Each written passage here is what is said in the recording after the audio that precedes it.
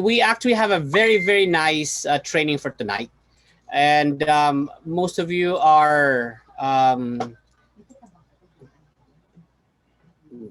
okay. Most of us are very. I guess medyo. I'm not really sure no, pero with Coach Bryle, from time to time we had a meeting, but this time it's act. I believe this will be the first training that we had for the 2021.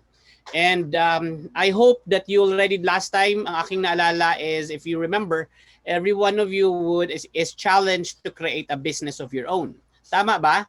Lahat kayo inaas namin to become a business of your, or to create a business of your own, and then become an OIC. I mean, become a CEO.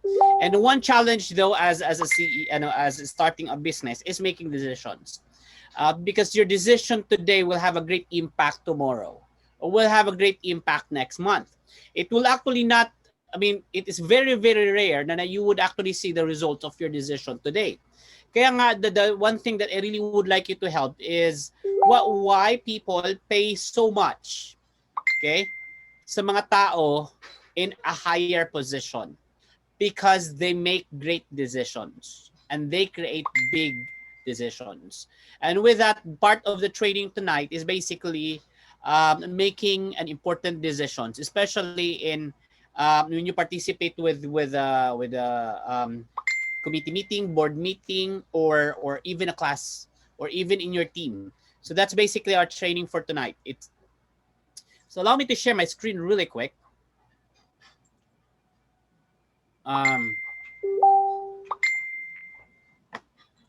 For a second, let me share. Wait, share screen. Okay. Now, team or partners, tell me what you see, what you're seeing on the screen right now. Sabihin nyo nga sa akin kung nakikita nyo sa screen.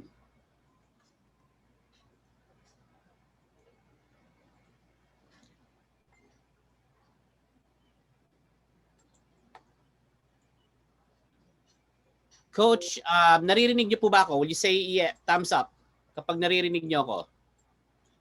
Okay. Now, okay. Nakikita niyo ba ang nasa screen? Will you say thumbs up? Okay, good. Let's start the dream model. We know the dream model. Now, let's start with the D. Is basically decide now. So making decisions. We already talked about that because that's the first part. Because that is actually the first part ng ating program is basically having a dream, right? So you need to decide now. Making the decision is very important. And if you would like to make a decision, you want to make it, do it now.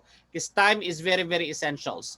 So on the thinking as a skills, okay, as what I said kanina, the reasons why company pays so much, yung mga management position or senior management positions, because they can make good and bold decisions.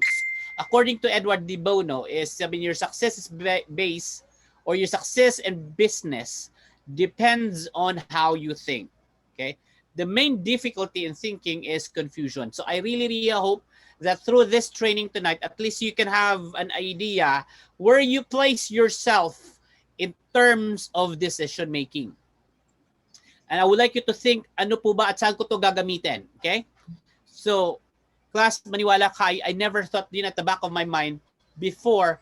I always ask my mind, bakit sila ang nasa pwesto? Bakit ganyan ang kanilang kinikita? At bakit ganito ang kinikita ko?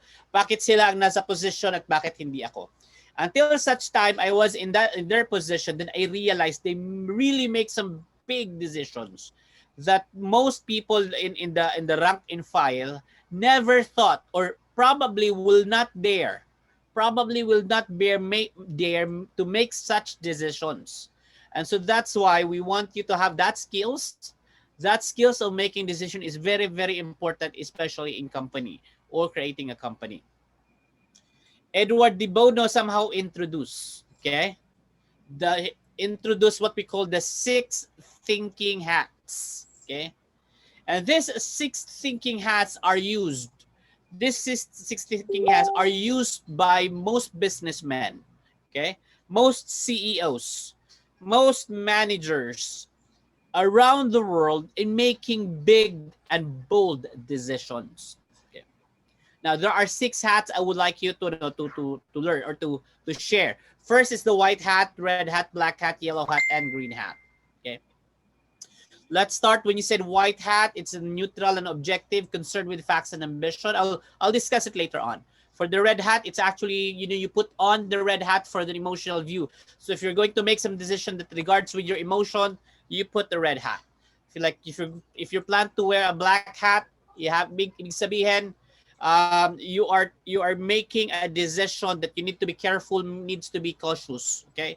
Or making a decision that it's really hard to take, but you really have to make, okay? I really would like to know, one time I'm involved in the company where we have to fire a a, a seasoned employee. Yung alam mo yun, that you have to serve that basically this is the end of your term, or end your term in the company. Mahirap pala yun, ano?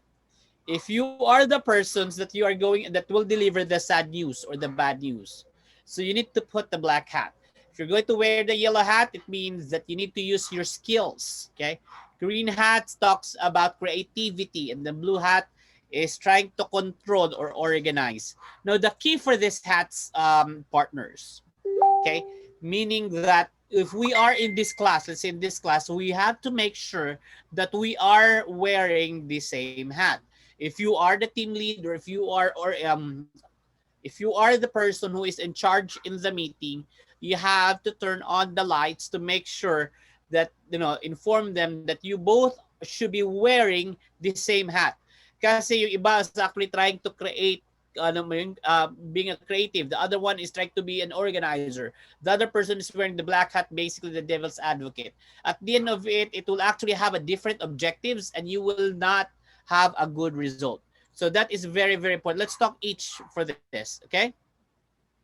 So when you're going to like have a data to analyze, you probably check your stats, check your records, check the informations, check your study about the market. Try to analyze the trends in the market. You basically would like to put on your white hat. Ibig sabihin, you are going to look for your more intellect, more on knowledge, mood. And then you also invite everyone to have that kind of mindset too. Ibig sabihin, kapag yan ang gusto mo, stick to that mindset for now. Kasi in that meeting, you are wearing the white hat. Do not change hats in the same meeting. Okay? Or if you're organizing, or if you're going to have a session, do not change hat on that meeting. Try wear one hat in every meeting. Okay? Now, when you're wearing a red hat, okay, basically you're trying to respond. Okay? You're trying to respond to a problem. Okay? So when you wear the red hat, you look at problems using intuitions, your personal feelings, your emotional response. Okay. Kung minsan, alam mo, when I was actually, as what I said, in the company that I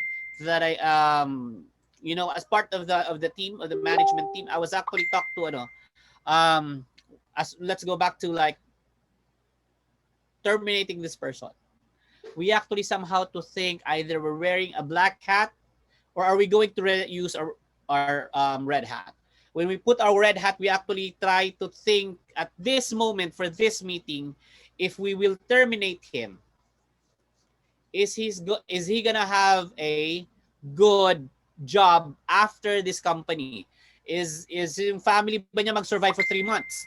Now, you probably thinking, Coach, will you please explain how would it relate to my condition in starting a business? Okay.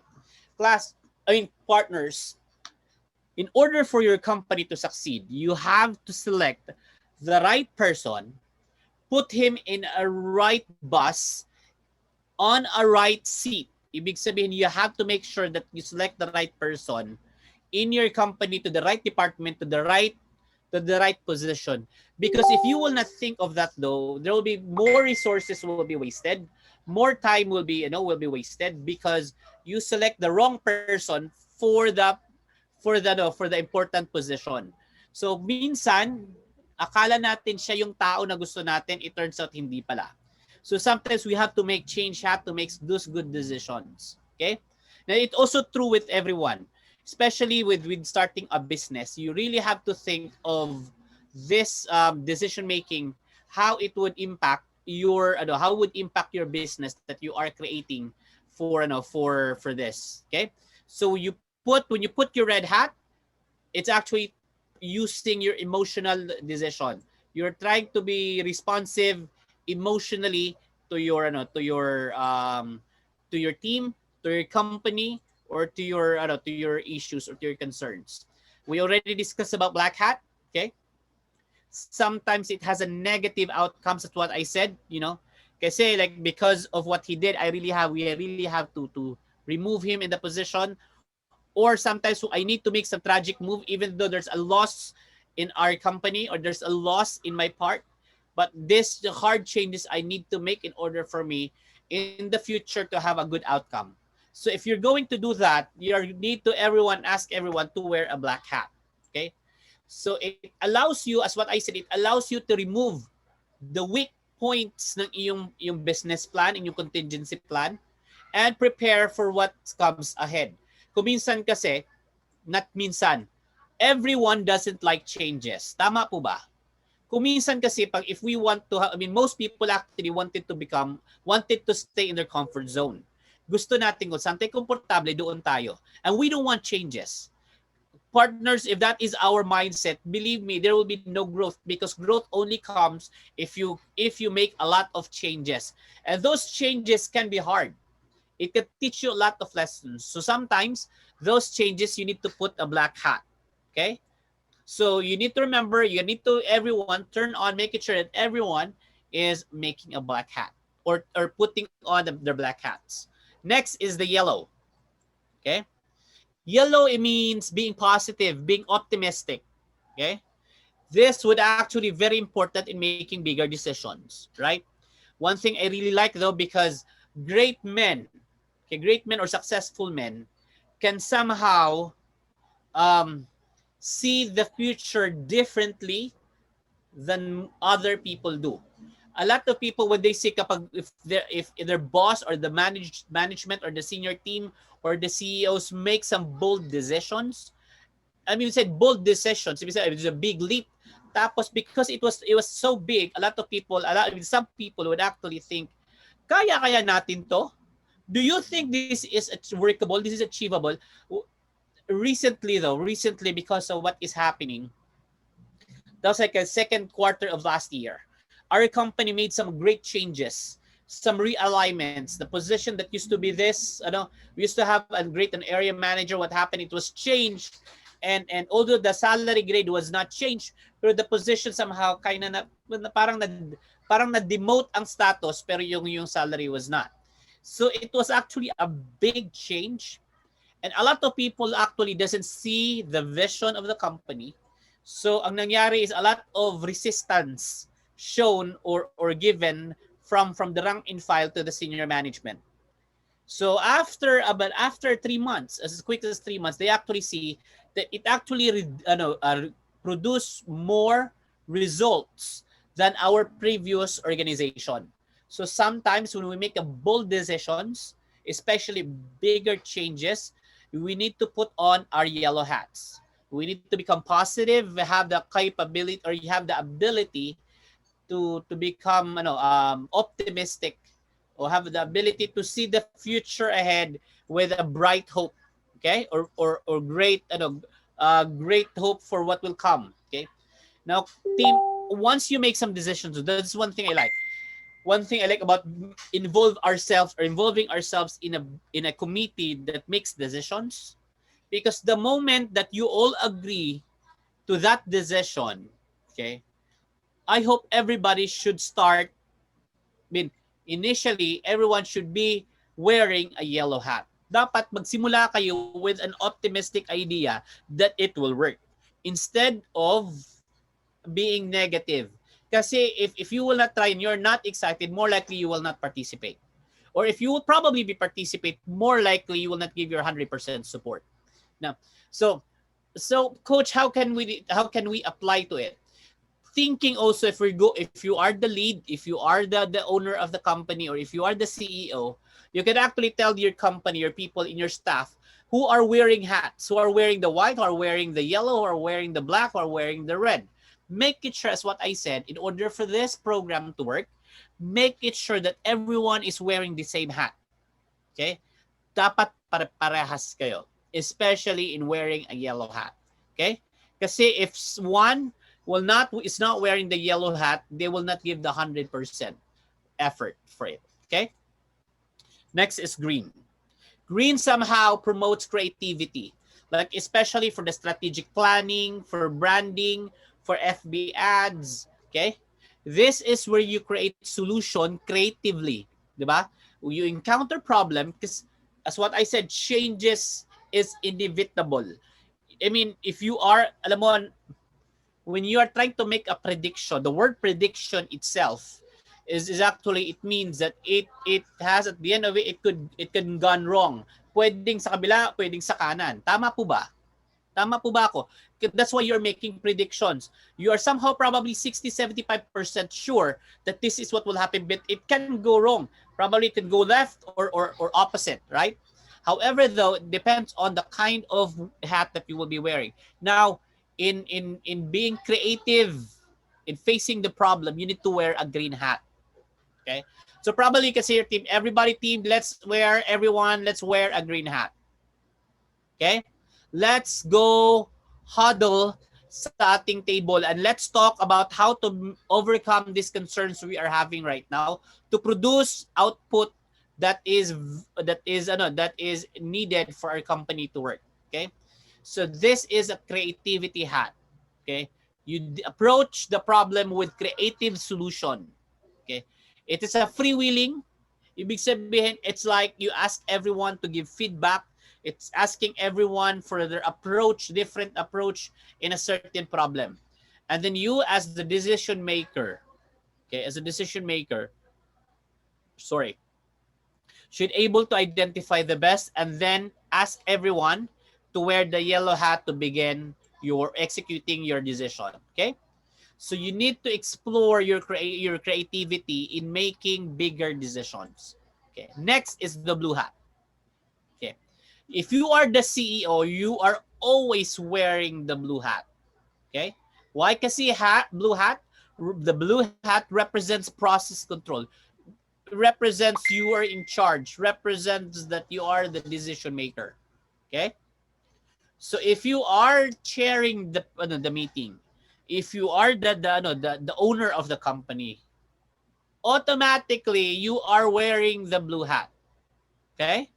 Why? Kasi you are making the decision. So you're wearing the blue hat. While wearing the blue hat, everybody is either wearing the yellow, everybody is probably wearing the red, everybody is probably wearing the red or the black or the white or the green. Okay? But you as the CEOs in your own company should always wearing a blue hat. Blue hats. One time, I was actually watching this startup, a series, a movie series, and it talks. I mean, ang pabagat is startup. It's actually a group of a young entrepreneur who's actually starting to establish their own company. And when they were coaching, like basically what you are doing right now, they have a coach. Okay, they have a mentor. Tawag sa kanila mentor. They have a mentor, and then they have, of course, a coach or mentor, and then they were actually trying to formalize their creation of the company. So they were talking about shares. Pinag-uusapan nila how much shares for their partners, for each partners. And then, so sabi niya, siguro dahil magkaibigan naman tayo, and we have full confidence in each other, so we can probably give let's say, they're like four, 25 sa akin, 25 sa'yo, 25 sa'yo, 25. Fair enough? Sabi nung parang basically the CEO, is it fair enough? I'll getting the 25, I'll be getting the 25, you'll be getting the 25, I'll be getting the 25 shares. In that way, we have an equal shares, and at the same time, you will become more concerned kasi, and you're more involved kasi we have an equal share. So they presented this to their mentor, or I would say coach. And sabi niya, this is wrong. If you're going to do this, your company is destined to fail. Sabi niya, then what's your suggestion? They said, give the major part, the combination of the three, okay, should still the CEO should have bigger shares than the combination or the total of the three partners. So ibig sabihin, sabi niya, give the 80% of the shares to the CEO. And I was like, oh, talaga? So during sa isang, because it's like this, no, maraming groups. Kanina sabi ni Coach Bral, you should be dividing into groups. Okay? So ang nangyari, yung isang group would actually in chaos, sabi niya ganun, this is insane. Di ba? You are actually thinking to throw my shares, my effort to one person. Okay? So what happened though, to make the story short, the reasons why you put 80% to the CEO so that he can make bigger decisions. He has the bearing, the authority to make great decisions because of his shares. In your part, if you are wearing the blue hats, make it sure that you have the advantage. Mahirap kasi kapag you are making bigger decisions but you are not the major shareholders, or you are not the CEO, or you are not the owner of the company. Mahirap kasi yon, right? The manager is the highest paid. That's why he is wearing the blue hats. So make it sure you are wearing the blue hats, and because you are the CEOs. Okay? Not just being the green, you always be the blue hats. So these are the six thinking hats that that is very very powerful, very very powerful in your decision making. You need to understand that in doing this, in making this decision, especially you as the CEOs in your own company knows the cost of the hat. Okay, you also knows the regulations when to wear the hat, the design of the kind of the hat, the materials you need. The order for you, the reasons why you have to do that is kasi the kind of hat, we actually have different red hats.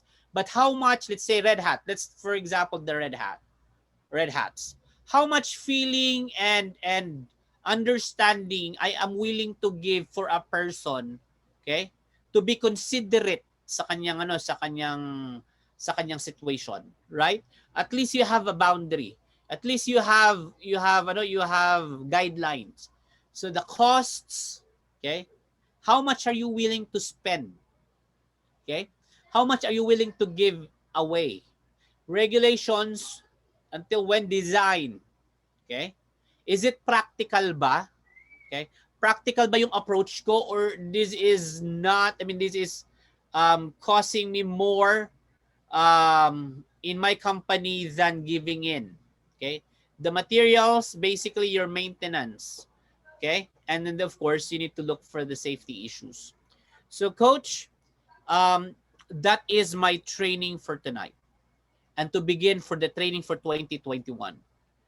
As what I said, it may sound simple, but it's actually not. Because we are talking about responsibilities. We're talking about management. Okay, and management, sometimes it actually involves lives. 'Di ba? Mapapansin niyo, kapag meron ako kanina no yung klase ko, may student during sa 8 o'clock class ko, sabi niya, alam niyo po sir, isa po ako sa natanggal sa trabaho dahil sa pandemic. Right?